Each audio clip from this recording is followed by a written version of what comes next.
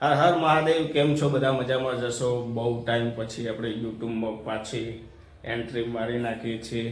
હવે કન્ટિન્યુ આપણે યુટ્યુબમાં વિડીયો આવશે, તો આપણા માતાજીના દર્શન કરી લઈએ આજે. જય મોમાઈ, જય ખેતરપાલ, જય ગુગા મહારાજ. અને આજે છે આપણે હોળીનો તહેવાર છે, તો આજે બહુ જ બધી મજા કરીશું અને તમને બધાને બતાવીશું.